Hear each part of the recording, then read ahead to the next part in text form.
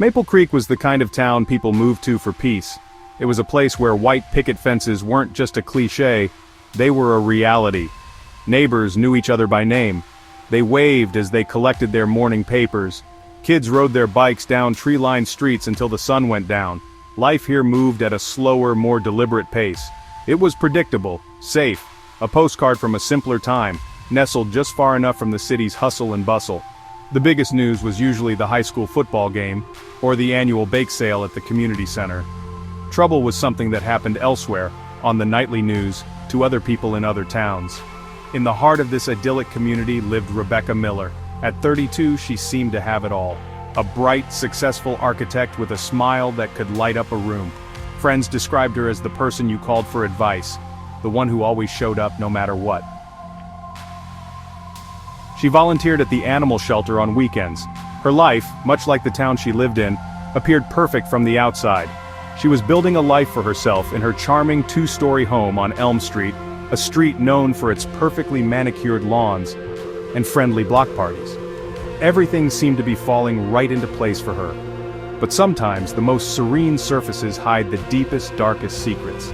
Behind the closed doors of even the most picturesque homes, stories unfold that no one could ever imagine.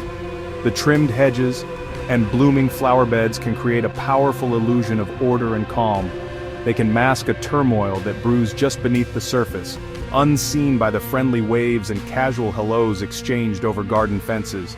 In a town like Maple Creek, where everyone felt they knew everyone else, the idea that something terrible could be happening was simply unthinkable.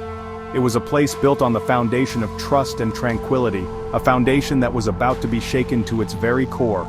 And on a crisp autumn morning, that illusion of safety would be shattered into a million pieces. The quiet hum of suburban life on Elm Street was about to be replaced by the blare of sirens and the harsh reality of a tragedy that would leave everyone asking questions. A discovery was made inside Rebecca Miller's perfect home, a discovery so strange, why so disturbing, it would divide a community and baffle the most seasoned investigators.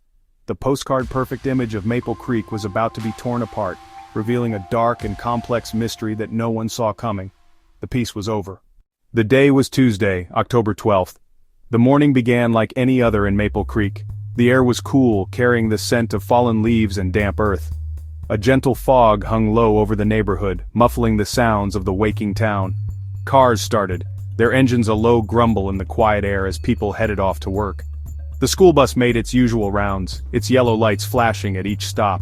It was a morning of routine, a symphony of the mundane that provided comfort and structure. It was just another ordinary day, or so it seemed.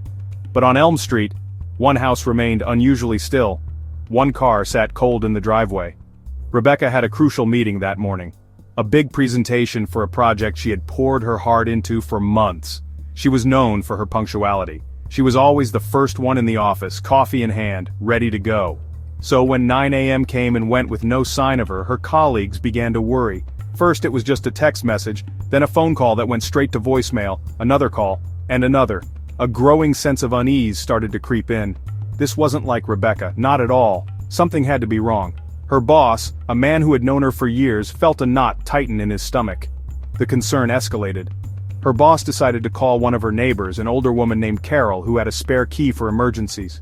Just to check on her, he said. Maybe she just overslept. Maybe her alarm didn't go off.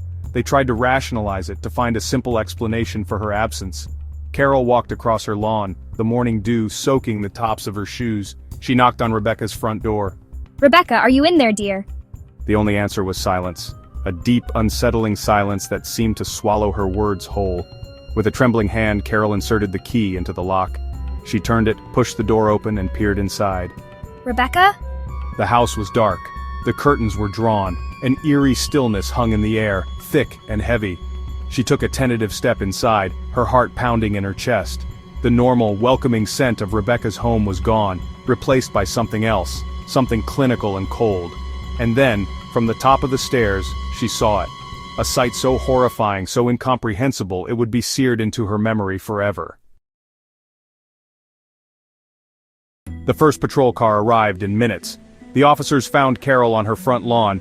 She was hysterical, pointing toward Rebecca's house, unable to form coherent words. They approached the home with caution, their hands resting on their service weapons. The front door was still slightly ajar, an open invitation into the darkness within. They announced their presence, their voices echoing through the silent rooms. Police, is anyone home? No response. They moved slowly, methodically, clearing the downstairs area. Everything seemed to be in its place. A book lay open on the living room sofa. It was a picture of everyday life, frozen in time, but the scene upstairs told a different story. In the master bedroom, they found Rebecca Miller. She was on the floor, near the foot of her bed. Her hands were bound with thick, heavy-duty zip ties. A strip of duct tape was stretched across her mouth. It was a scene straight out of a horror movie. The officers' training kicked in. They checked for a pulse, but it was too late. Rebecca was gone. The initial call went out, a possible homicide. The forensics team descended on Elm Street. Yellow tape was stretched from tree to tree. Neighbors began to gather on their lawns, faces a mixture of confusion and fear. As the forensics team began their meticulous work, the mystery only deepened. They found a syringe on the floor near Rebecca's body. An autopsy would later reveal a powerful cocktail of drugs in her system, a dose that would have been lethal. But the way she was found, bound, gagged, screamed foul play. Yet certain details didn't add up. The knots were tied in a way that seemed almost accessible. It was a puzzle with pieces that simply wouldn't fit. Investigators stood in that room, staring at the scene, and for the first time, they were truly baffled. They couldn't decide if they were looking at a brutal murder or a bizarre, elaborately staged suicide.